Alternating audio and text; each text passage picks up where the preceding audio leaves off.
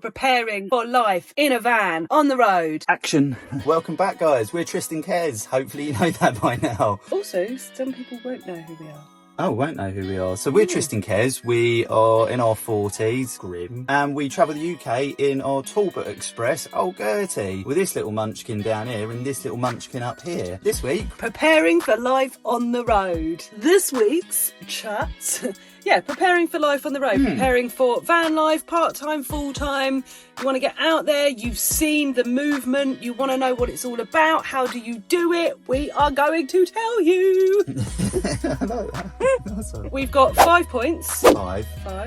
Let's break them down for you. Number 1, arsenal of apps. That rolls off the tongue, doesn't it? Be careful saying that. Yeah. The apps for parking that you want, a combination of Park for Night, Google Maps, Search for Sites, and a BritStops membership. A combination of all 4 of those apps means you will never ever be short of a place to stay in the UK. A bold statement, I know. We see so many times people saying there's nowhere to park. There is. Get yourself these apps. BritStop is a brilliant fallback app. Yes, they're not all wild parking with BritStops, but you get a combination. Search for sites, campsites, Park for Night, wild camping, and then Google Maps gives you the power back in your hands. Go onto Google Maps, pop in the location you found on the app. You can then check out the whole surrounding area so you can familiarise yourself with the area. So yes, quick reminder, Park for Night, BritStop, Search for Sites, Google Maps. If you do want to learn how to use Google Maps with Park for Night, as we have always done, there's a video that we did a while back, so yeah, I apologise if it's not as smooth as these ones. But go and check that out, because yes, it is a game changer. So yeah, the other apps/websites that we use, apps are petrol prices. Trist's favourite. Yeah, I love that app. Long story short, I should never say that. You can... We all sat through this last week. You can use the petrol prices app by location and see where you're travelling to or through and where the cheapest fuel will be in that area. I kind of like that. You save some money. Also, finding websites and apps. If you're looking for gas and you use Calagas, go to the Calagas map section of their website, because we've spent sometimes ages trying to hunt down gas, and this map tells you where all the distributors of Calagas are, so that's super helpful. If you go on to, or just Google, I can think what mobile internet coverage. Oh, you're jumping into the internet coverage. Let me just quickly say on the gas point before we move forward, is another little tip with gas, not necessarily an app, but if you search for your local petrol station and then have a look on the Google Maps images, you can quite often see if they stock Calagas. They'll have a sign out the front, or you can actually see the gas on the forecourt. So that has been a huge help, because not every stockist is on the Calagas website. Yes, very good. So yeah, Google Maps. Again, Google Maps sweeping through. And one extra tip on that is sometimes when you find, say, like a petrol station or gas station, if you're watching in America, they will have a phone number on Google Maps or Google My Business, and you can give them a quick call and just see if they have stock of that gas, because it seems very variant. You'll see a lot of other people's videos saying there's no gas, and we've been to loads of places where there aren't gas, but we found some with. So if you can and they answer, call ahead.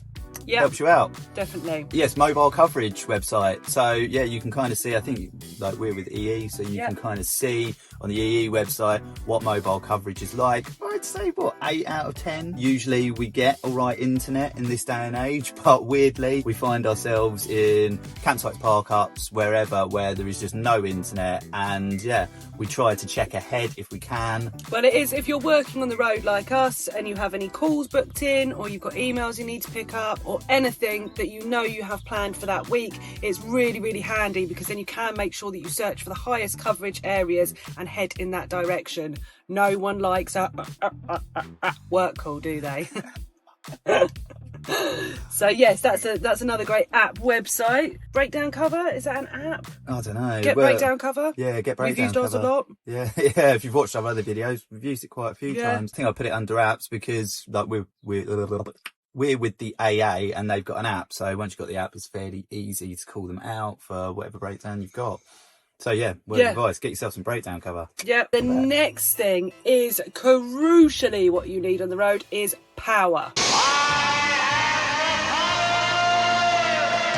Oh yeah. Oh yeah. That's my number one pastime, isn't it? Yeah, it's Trist's favourite thing to do. Anyone else, like married or travelling with someone who is just obsessed with checking out percentages of power. I mean, I say that, what a don't charge anything, but yeah, use all of the battery powers. But everything's charged. So, you know, anyway, power. What do we need on the road, babe? So for us, we have a culmination of a few different battery banks. So yeah, we've got a couple of power stations, EcoFloat All Powers and a Jackery somewhere. We have solar panels with those, so I mean, there's benefits and drawbacks to having fixed solar on your roof, which we don't have, or portable power stations and solar panels, but we'll cover that in another video. But we use portable power stations and solar panels. We've kind of got power wherever we go. A few of the power stations we've got super fast charging. A lot of them do most of the charge in about 50 minutes to an hour from 0 to 100%. So that's a must for you on the road. Yeah, work out what power you need. You might not need as much as us. We use our laptops a hell of a lot, so we need a lot of power. Make sure you get your power sorted. Just on that one, it is quite interesting because when we were looking at a van for full time, solar panels was almost on our list of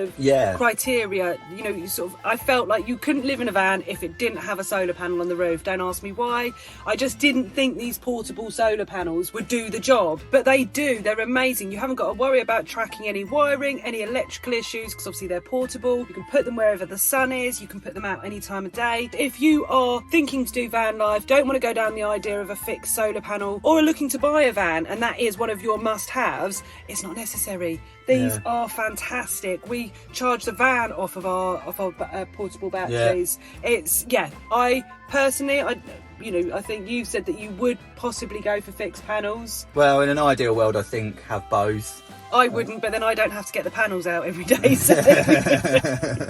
And that's probably something to mention. Some of the panels are a bit heavier than others. Yeah. So do bear that in mind if you aren't particularly, equipped in upper body strength. Not that, you're lifting 15 kgs, but they are heavy. It's still tricky, isn't it? Yeah, so factor that in. But yeah, as Tris says, we can talk more about power and the different brands and the different banks we have in another video. Let us know if you're interested. The third point for preparing for life in a van on the road is chores. Fun chores. When we were travelling in Leo, before we moved full-time into Old Gertie, you don't have to think about the chores because your trip is always ending.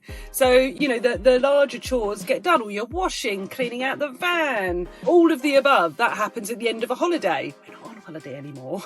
Chores can take all day long. And that comes from filling up with water, emptying your toilet, washing all your clothes, washing all your bedding, giving everything a hoover through, cleaning down, washing the exterior of the van. It can take time. So rather than factoring in chores into your day, make a day for chores. I would highly recommend. And that's what we've seen a lot of other van lifers do, because which leads me on to an example of if you need to do your washing, you can go to laundrettes. Obviously, there's many in many high streets and cities, but actually a company called Revolut have been putting washing machines into petrol stations in further remote areas with 20 kilo drums? Yeah, between 18 and 20 kilos. Between 18 and 20 kilos. So you can chuck all of your washing in and then set a text alert for when your washing finishes, which means you can head on over to whatever shop you want to go to, do your food shopping, get gas. Exactly. Go and do whatever chores you need to do. But allocation of time, isn't it? If you can, get them all done in one day. But it's... Well, example, a shower. So when you live in a house, a shower can take you 15 minutes. Jump in, jump out, get dry, job done. When you live in a van, that does not happen. You have to think about, even if your tank is full with water, if you're going to shower and reduce that level of water, where are you next getting water from? You have to think about emptying your waste tank. Are you in a suitable place to do that? How much are you going to be filling up? Then, like us, there's a bit of manoeuvrability to set the shower up. So in all honesty, I would say for both of us to shower in the van, it normally takes adding in re-topping up with water. Then you've also got to think of the power you're using for your pump. It can take around an hour. Yeah, it can. And maybe even a little bit more, depending, as I say, wastewater, fresh water, all of the above. So yeah, I think a lot of people find it tricky when you expect to live the same as you would in a house in a van. That's not possible. But I mean, little things to help. So getting rid of rubbish. Yes.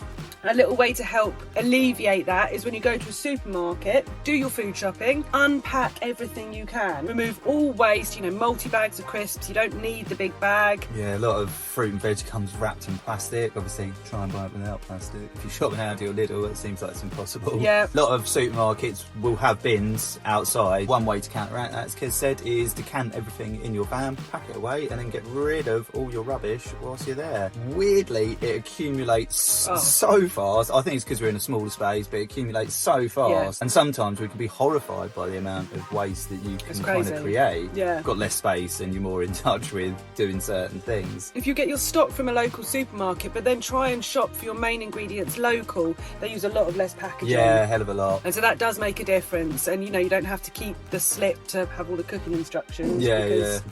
On your route, when you see a bin, use the bin. When you see a toilet, use the toilet. Always be prepared to be self-contained in every aspect, from water to rubbish to... Yeah, Scout's motto, be prepared. Don't leave it to the last minute. If your toilet needs emptying and you don't know where the nearest Elston point is, don't chance it. That's when you come unstuck. Whenever we leave a campsite, we always make sure that we're empty of everything we need to be empty of, toilet, grey, waste. Because of how we roll, we make sure we're topped up on everything that we need. Before you leave a campsite or wherever you can get rid of your waste, make sure you get rid of it, because you can't always guarantee it's going to be at your next place. That's also a good question I have for anyone out there. I saw recently on a YouTube video, someone was saying that they make sure they dump all of their fresh water before they travel. And obviously it makes your van a little bit heavier. Does it make it that much heavier? I don't know. That blew my mind. I was like, whenever we see water, it's fill the tank right up. Yeah, I think people have different opinions. Like what's ours, like 50, 70 litre tanks, and that's about 70 kilos. So it's like almost another human being that you're carrying. Is it a capacity weight load thing? Yeah, just really interested. Yeah, really interested. We fill up because, not a lot of the time we know where we're going to get water next. Yeah. If we're rolling bad, I'm so sorry.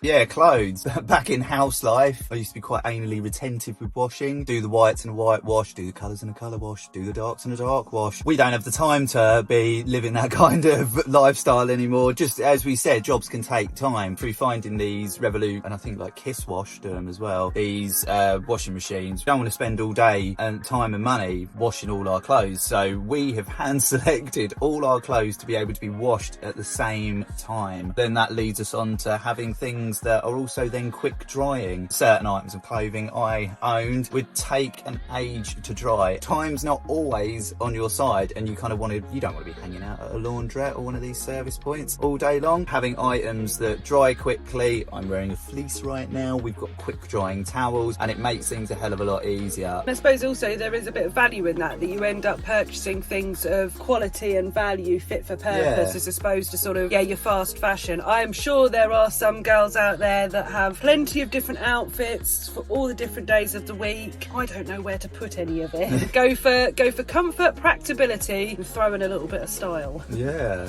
really, just all the same colour. We don't really have anything too light. Bought that, probably the lightest. Dishwashers with dark. Yeah, just good quality clothing. Yeah, think capsule wardrobe. Get yourself some waterproofs as well. And some wellies if you come to the New Forest. Yeah, or really the south of England. Yeah. That's what we found. And so then the last one for preparing for life on the road, and this is one of the most important things we did before moving into Algerty, and that was making connections online. There is a huge community, not just of van lifers, but from travellers to campers to explorers who were just there to chat and connect with and share their experiences, give you help. I mean, moving into a van with a cat was actually one of my biggest fears, and the connections I made online from people already living this life and the reassurance that they were able to give us was incredible. No question is silly. Everyone goes the extra mile to help. Just quickly, I've asked some proper stupid questions to people that I hope they never bring up. Kind of questions that you reflect on and go, well, I think you knew the answer to that. Everyone I contacted was super lovely and really helpful. So, everyone wants to help share in this lifestyle and support people wanting to get out there and go against the grain and do something a little bit different. Yes, Facebook groups, get yourself on YouTube. Ask a comment below. Yeah, just really, interact. People are here to help you enjoy this life. Yeah. Very few van lifers are in this to gatekeep information, and if they are, then to them because we are all in this together. Jump into the community, ask advice. Back on the cat thing, because when we got Frank, we got Leo, so the two sort of married quite well. Never took Murphy in a van in our life. I think he's been in a car like a handful of times. The heat was on, wasn't it, when we moved into a van, and we were truly concerned that the poor little fella would hate it. And then what do you do? I'm just looking at him. We've got a mirror at the back of our van. When we sit here, we can see Murphy living up the top here, and I've never seen a happier cat. Yeah, where he's got the whole level up here, and he just loves it, doesn't he? Yeah, went out this morning for his little walk. Yeah, he does a little win of poo outside now. Yeah. Saves us having to clear it up. Well, in the litter tray, you know what I mean? Not just leaving. Yeah, it doesn't just cat poo everywhere. Yeah, we're not those people. Get on some Facebook groups and everything Kez said. Yeah, and if you're thinking of van life, or you're wanting to explore even just the idea of it, then of course ask us anything. We were once like you and knew nothing. We actually got our little T5 with the view of going glamping in it a few times a year. We didn't really know what van life or anything was, did not we? a clue, not a clue. We just thought we were going to upgrade our camping setup. Yeah. And then fast forward 6 years later, because of the people in this community, we saw what a beautiful way of life this is, and now we live full time in our van. We are here to help you. Anything you want to know, then just drop us a message. And if it is something a little bit more personal, a little bit more private, then you can head over to our website and email us, I believe. So you can email us from our website as well if you want to ask something a little bit more private, or DM us on Instagram. I'm not down with the kids. DM us on Instagram, email us on our website. Yes, we're here to help you. We want to share this life with you, and if you're thinking about doing it, you can do it. Believe you can do it, and we'll help you. Just on the website, if you go to tristandkez.com, we put all our destinations, tips, hacks, food. I've said this for a couple of weeks. Food and recipes will be soon going up there. Will be going up. But if there's stuff we haven't covered in these videos, a lot of what I just said is covered on our website, and we're just going to keep hammering out more and more content. So if you're stuck with somewhere to go, check out some of these videos. But go to our website and check that out. And then if there's something on there that you haven't found, just drop us an email and we'll be happy to answer. Yeah, absolutely. Public showers in Scotland, so we've listed as many of those as we've found, and we try and keep that updated. And then we're going to add more fun, helpful tips on there as well. We've also got maybe like 100 van life essentials, which would be a nice carry on from this video. If you're kind of like, I want to know what else I need to take in the van, then head on over there, links here. And then we've got a full article on that, so hopefully that'll help you out. Yeah, definitely. We are now on Buy Me a Coffee. Shout out to everyone who has bought us a coffee already. Click the link below, go to this link, or if I put it here over Kez's face, scan the code. So if you want to buy us a coffee to keep our content trucking along, please feel free to do so. But also, we've taken our amazing photography. We put up our photography at some of the amazing locations we've been. You can download that for free on your phone and have beautiful destinations in the palm of your hand wherever you go. Oh, Frank this week. I was about to say, I apologise. I made sure I tried to take him for a toilet very close to doing this, and now he's just asleep here. We'll add that in. Beautiful guy, and Murphy, great guys. Make sure you hit that bell notification button for when we'll be bringing out another video. We are soon going to be bringing 2 a week. I'm not going to promise that yet. If you haven't already subscribed, please do. It's a very simple click subscribe from any email account, and it means the world to us as really content helps. Creators. It really does. Did I just call myself a content creator? Yeah, I never thought we'd be doing that. That's weird. Sorry. No, sorry. Head on over to Instagram and TikTok to find out what we get up to in between these videos. And until next time, folks, bye for now.